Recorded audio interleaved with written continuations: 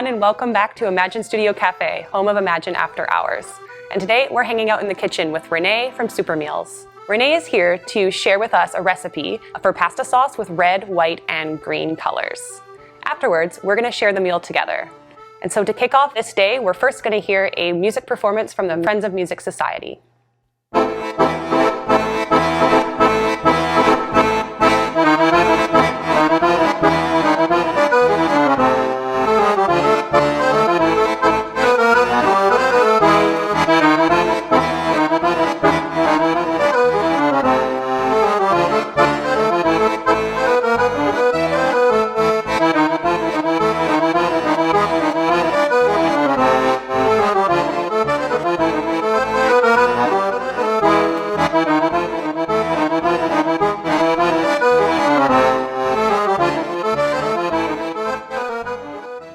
I'm Renee from Super Meals, and this is my assistant today, Melanie, who will help me with this recipe.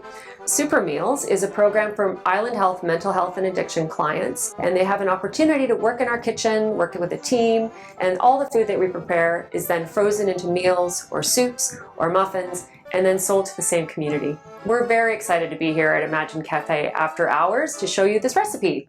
So for this recipe, we need celery, onion, carrot, and garlic. We also need canned Italian tomatoes, preferably Italian, white beans, these are cannellini beans or white kidney beans. Also some spinach pucks, which you can easily get at the grocery store, or Swiss chard is the green aspect of the recipe.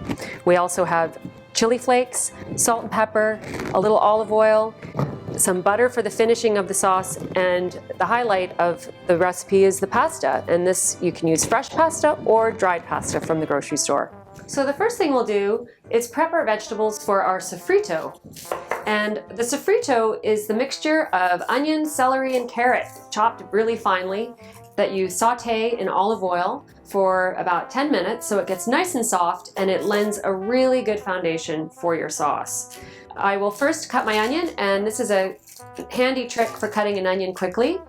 You cut the onion in half through the root so that you still have some of the root intact, which holds your onion together. And then you go through the middle of your onion a few times, carefully, keeping your fingers out of the way.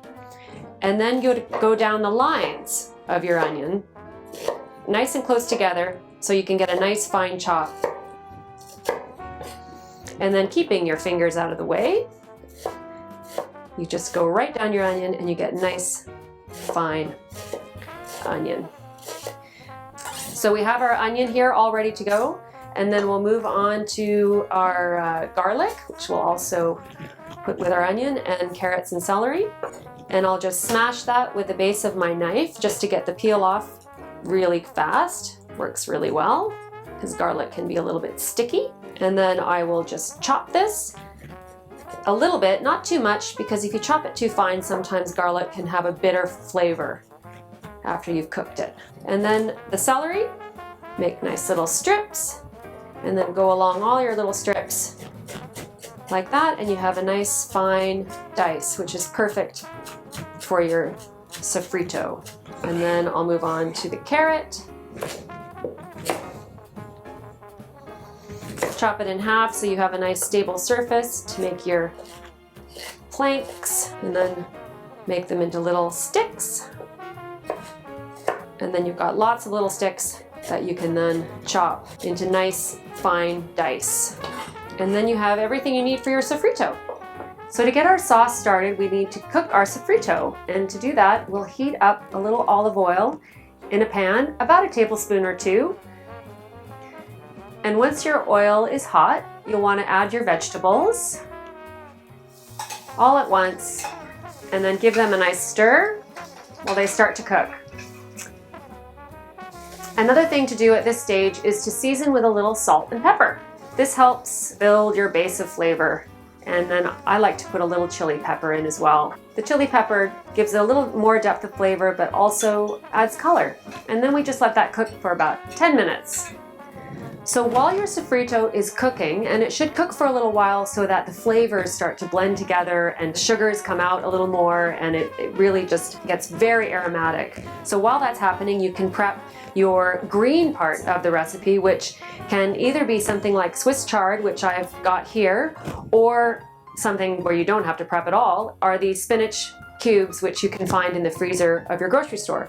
But I will prep my chard. When the sauce is hot and boiling, I'll stir in the chard, and it'll cook nicely just in the hot sauce. I don't have to cook it separately. So I take out the little ribs inside the chard just so that it's not too tough, and then I'll cut these leaves. I'll roll them up a little bit to make it a little bit easier, and just cut these leaves in a nice chiffonade, they call this, where you're cutting up the leaf into little ribbons. And then that will be all ready for me at the end to stir in my hot sauce. So it's been about 10 minutes, and I can see now that my vegetables have gotten nice and soft and lots of flavor there. So I'll want to add my tomatoes now. So these tomatoes are whole peeled tomatoes that you can find in a can. These are Italian tomatoes. They're a variety called San Marzano tomatoes, and I like these in particular because they have a lovely thick sauce that they're in. It's not just water, so it makes a nice sauce for your pasta pretty quickly. So instead of dicing them on my cutting board, I'm just going to put them into the pot and use my hands to break them up. This sauce will end up cooking about 15-20 minutes, so the tomatoes will break down nicely in that time. So it's nice to get your hands in there, clean hands, of course, hands in there, break them all up nicely, and then I'll add a little bit of water to the bottom of my can so I don't waste any of that nice tomato juice that's in the can. And then give it a nice big stir, and over the course of the next 15 minutes while you're stirring it, then you can also keep breaking up your tomatoes so that they're a bit finer. The pasta we're using today, we're very fortunate, has been handmade by Noelle and Lisa here at the Imagine Cafe. And they've made fresh pasta and dried it. And these are what you call farfalle, which is butterfly pastas. We will cook those in boiling water, lots of boiling water, which I will salt. You want your pasta water to be quite salty because the pasta is fairly bland in itself, and the pasta water will help just add that layer of flavor to your finished dish. So right now I'm just going to get this lovely pasta into the water and then give it a quick stir. Since it's a fresh dried pasta and it's quite thin, it'll probably only take about 5 minutes. So our pasta's finished, and I like to save some of the pasta water that the pasta's been cooking in because it has some of the starches from the pasta in it, and so it acts like a stock to thin out your pasta sauce. I'm just going to dump this pasta into the sink here and then add it back to the pot it was in. And it still has some water, pasta water clinging to it, which is great. And then I'll go back to my sauce, which is ready to go.